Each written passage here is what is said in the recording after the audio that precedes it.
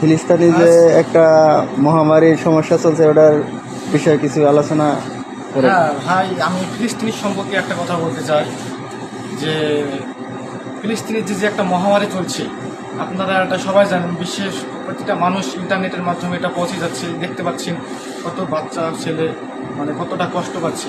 তাই আমি একটা কথা বলতে চাই, এই রমজান মাস, এই রহমতের মাসে আমি একটা কথা বলতে চাই যে আমরা কিছু না করতে পারলেও ওদের জন্য প্রতিটা নামাজের মাঝে একটা করে দোয়া করব, প্রতিটা নামাজে 5 ওয়াক্ত নামাজে একবার করে ওদের জন্য দোয়া করব, যাতে ওরা ভালো থাকতে পারে।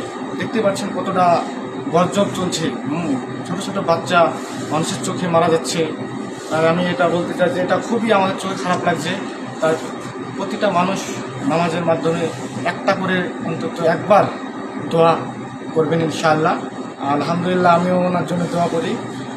আমি চাই না যে কোনো মানুষ খারাপ থাকুক।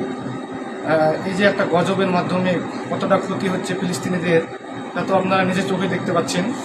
তাই আমরা প্রতিটা নামাজের মাধ্যমে ওনার জন্য দোয়া করব, আপনারা দোয়া করবেন ইনশাআল্লাহ। আর প্রতিটা মানুষকে সবসময় সাপোর্ট করার চেষ্টা করবেন।